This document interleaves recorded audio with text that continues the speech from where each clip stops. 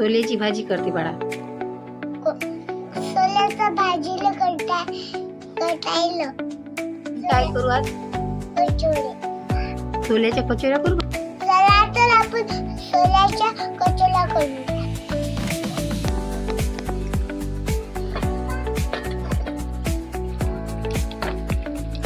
गेल्या 2 वाटी मैदा घेतलेला आहे.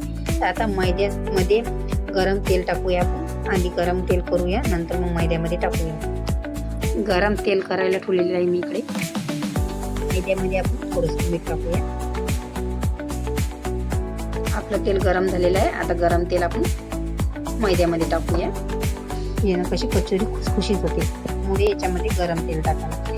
आपली कचोरी खुसखुशीत झाली पाहिजे.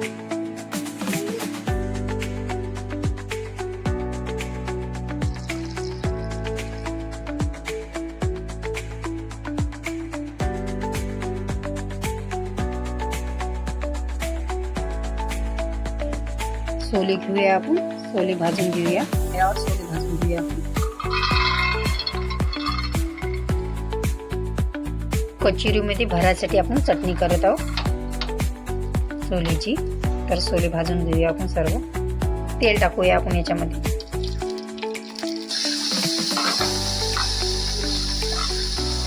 याच्याच मध्ये आपण हिरवी मिरची टाकूया. 2 ते 3 हिरव्या मिरच्या घेतल्या आहे मी. त्याच्याच मध्ये भाजून घेऊया.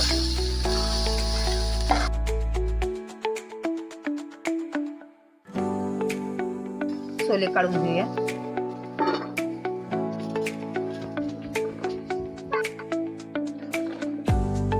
आपले सोले थंड होईपर्यंत आपण मसाला तयार करूया. त्यासाठी सूप घेतलेली आहे. सूप टाकूया. साबूत धने घेतले आहे. धने टाकूया आपण. थोडीशी मेथी टाकूया टेस्टसाठी. थोडंसं जिरं टाकूया. काढून घेऊया.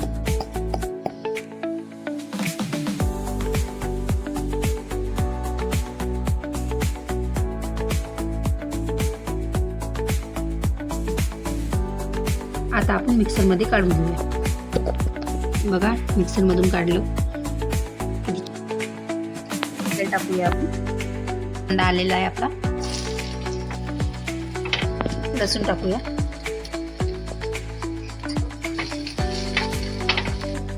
मसाला टाकूया आपण. जो काढलेला मसाला होता तो टाकूया. आता आपली सोल्याची चटणी टाकूया.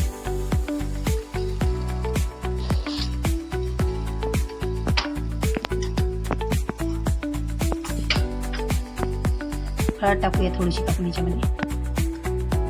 थोडासा चाट मसाला टाकूया. चवीनुसार मीठ टाकूया.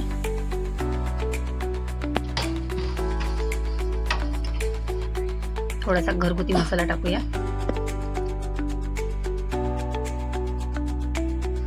कोथिंबीर टाकूया आपण याच्यामध्ये.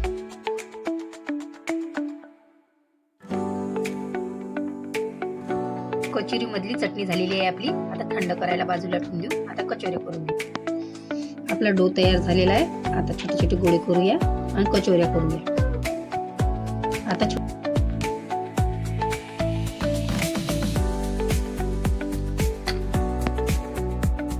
सर्व बेटर असं घेऊन घ्यायचं. नंतर असं